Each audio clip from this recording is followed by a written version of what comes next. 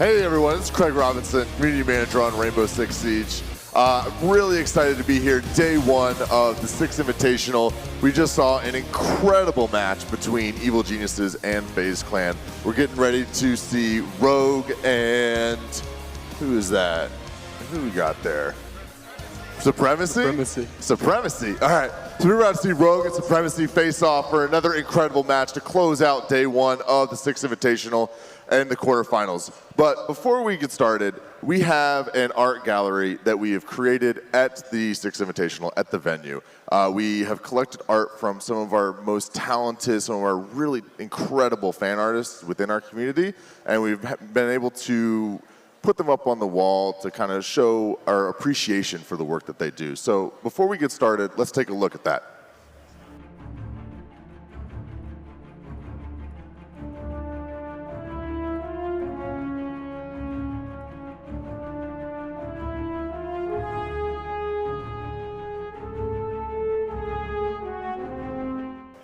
So, like I said, this is at the venue. If you're here today in person, we definitely want you to go out. It's in the lobby, right by the entrance. Check it out. It's fantastic. These are all members of our community who have been creating art for the last 2 years, and we were fortunate enough to be able to have them with us on site.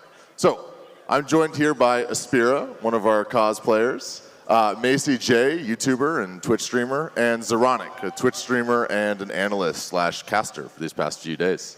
So, Aspira, let's talk about your cosplays. Right now, I'd say you're probably Ash. Probably. Yeah. What is it that kind of got you into cosplay for Rainbow Six specifically? Well, I'm a cosplayer since 7 years, and I always cosplay what I currently enjoy. And that's basically mostly video games. And since about a year, half a year, it's Rainbow Six, as this is my favorite game at the moment, and so I cosplay it. So you really focus your cosplays that you create on kind of your passion project, the games that you're really interested in at the time? Correct. So what keeps you coming back to Rainbow Six? Well, the coolest thing about Rainbow is the destructibility and the versatility. So each operator is so unique. Yeah. And it's really amazing because it never gets boring, and it's so full of action, and it really catches you. Absolutely, and it's a lot of fun. We've seen throughout all these matches that the destructibility obviously plays a huge factor in everything with Rainbow Six, and you can't get around it. You can't play it like a regular shooter that doesn't have that, or you're going to have a bad time. But let's talk more about your cosplays real quick. So what's kind of the creation process for your cosplays? How do you identify which operator you want to create and then go about doing that?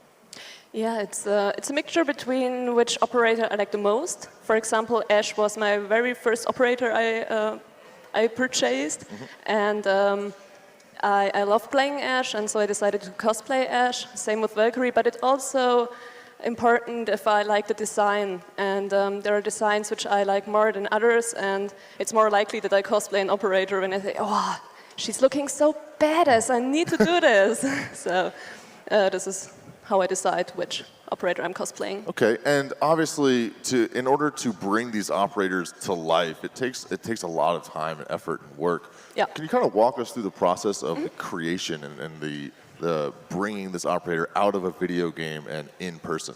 Yeah, so basically the first and one of the most important parts is the part where you research. We take a lot of pictures from the operator, from everything which he's wearing, and we're searching through the internet. Okay, what is this headset which Ella is wearing? Can we get that? What's the price? And we try to get all the stuff.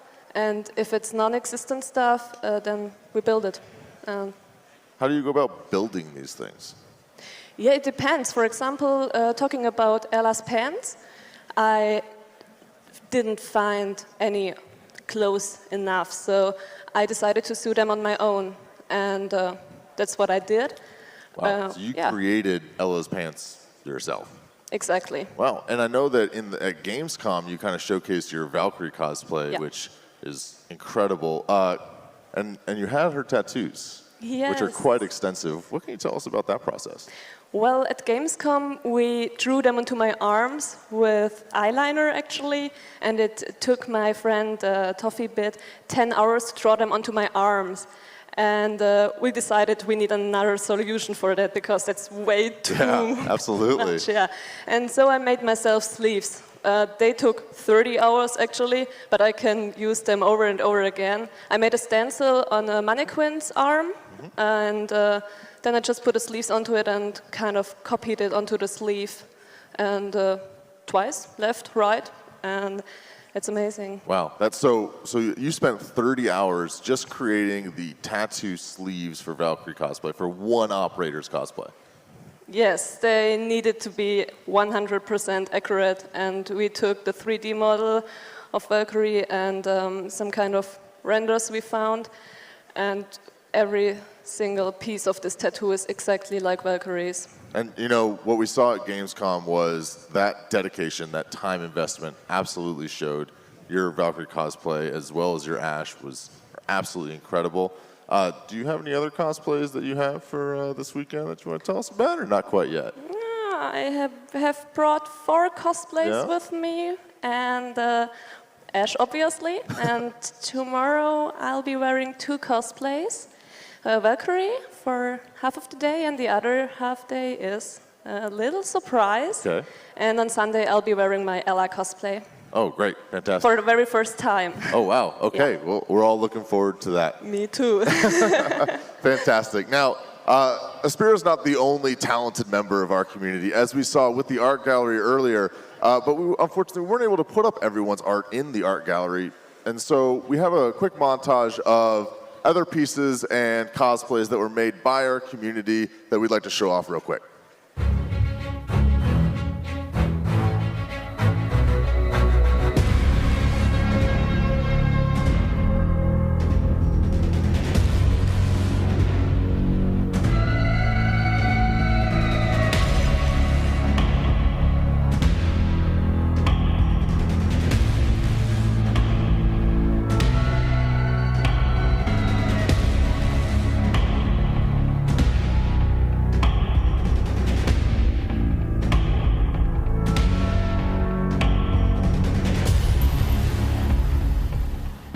So one of the best parts of being a community developer on Rainbow Six is when our community creates a new piece of content, and then all of our devs are like, oh man, they come up to Justin and they're like, oh man, have you seen this new artwork by Shino Sang? Or have you seen this new print by Chris Official? And it's really great that all of our devs are so involved with our community that they're coming to Justin and I and they're like, have you guys seen this? And we're like, yeah, but it's awesome and we're excited about it. So it's fantastic. Thank you all to all the artists that have been creating this artwork, these fantastic pieces about Rainbow Six. We can't thank you enough. Now, let's talk with Macy and Zoronic real quick.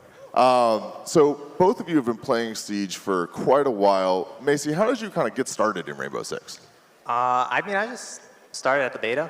I picked it up just because it was Rainbow Six. I was always a fan of the franchise, and it's not the same as it used to be, but it still has that tactical aspect, and that's really what gravitates me towards it. Okay, and Zoronic?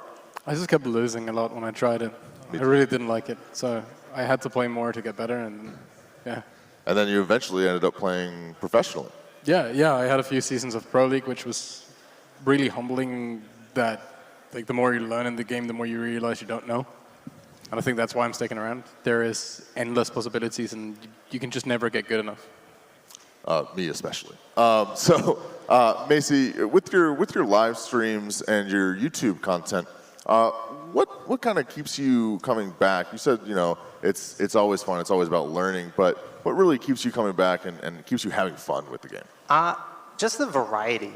The amount of variety is insane for this game between not just like the operators, but also the maps. There's destructibility, so you learn new angles and just new approaches. And with the new content, you're just makes all the old maps completely new. It takes different approaches, and it just keeps revitalizing itself every single season. And then, all right, thank you, Zoronic. Now, you've kind of transitioned from your Pro League play to now you're a caster and an analyst. What's that transition been like for you? I guess it's easier to jump from from the pro to doing the analyst stuff, because you have a bit of insight on what the thought process is and why it's happening. And I still get to follow the esports scene, so quite a bonus. I'd say so. What for this is your first Six Invitational that you've been casting at. What's that experience been like for you? I'll use a nice word. It's mind-blowing. I can only begin to imagine. Yeah. And Macy, you joined us at last year's Six Invitational. Compared to last year's event, what has this event kind of been like for you? Way bigger, way bigger. But the big thing is it actually feels like a big esports now. Like it actually feels part of like the actual big scene of esports. It used to be much smaller. It was like half the size, and it's really amped it up to a new level. Absolutely. You know, the venue here, for those of you at home, is absolutely incredible. It really is. I came here a couple days ago for the first time, and seeing it still being built, but pretty much there was, it was, again, mind-blowing. It really was. And so we're really seeing a transition from the humble beginnings of Rainbow Six to here we are with thousands of people in the venue, but hundreds of thousands watching. So what is kind of the growth of, speaking of the growth of Rainbow Six, what has that kind of meant for you guys and the content that you produce on Twitch and YouTube? I mean, overall, it's great. Like, I'm glad that people are finally like seeing what this game is. Like, it had a rough beginning, but it's been getting patched up, and it's just been getting better and better. And like, it's finally great to see that everybody's jumping in on what we all saw at the very beginning of the game. Mm-hmm. Absolutely. I just like to see the excitement when new people come in and they realize, like every map they go to, every new angle that is open, you just see people's jaw drop and go, "Wow, I didn't even know this was possible." Like you said, there's always something to learn. Yeah. All right, thank you both for your time. I really appreciate it. That's not all that we have. We have another quick montage of other players in the community, live streamers and things like that, that have had some interesting moments within Rainbow Six. So let's take a look at that.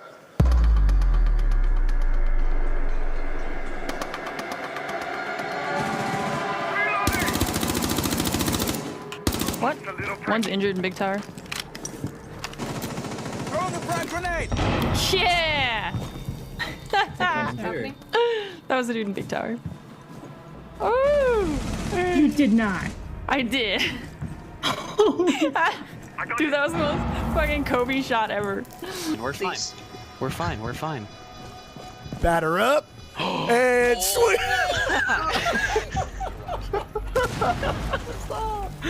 You're killing me, Bill. I would have figured out remaining. Protect the biohazard.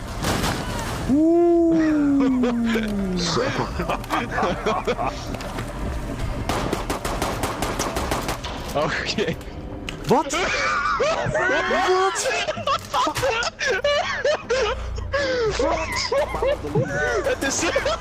Lass mij dat uit. Leg mij dat uit.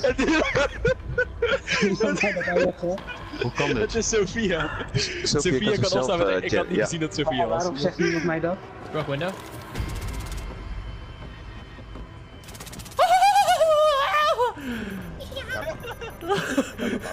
Oh my.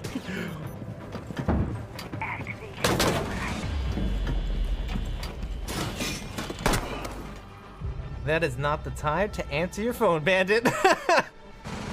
Follow me. That is not the time to answer your phone. Holy shit. Plant. Oh, I died.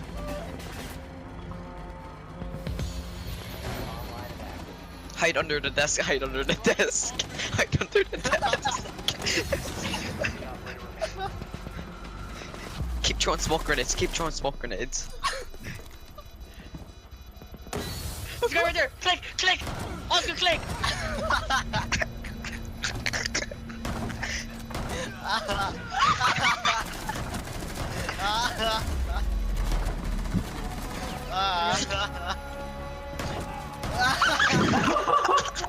No! Get back on the desk! How is this working? Easy. Oh my! Thank you all for joining us for that video. We saw a lot of clips from people who are here at the venue this weekend. So if you see them, grab them, say hey. I'm sure they'd love to talk to you. That's pretty much closes out today's community panel. We've got one last thing that we've seen a lot of members of the community talking about recently with the soft launch in Canada is the new Uplay Club app, Sam. And so we're really excited about it because the Ubisoft Club has been working really hard on creating this like personal assistant for people who are playing all Ubisoft games, but specifically Rainbow Six. And they're really excited that it's going to be available for everyone worldwide this summer. So everyone on the subreddit and Twitter who is like, why can't I play this? Or why can't I use this? Why can't I use this? Who wasn't in Canada, you'll have your chance this summer. So thank you to my guests. I really appreciate your time. And let's jump into that Supremacy versus Rogue match right now.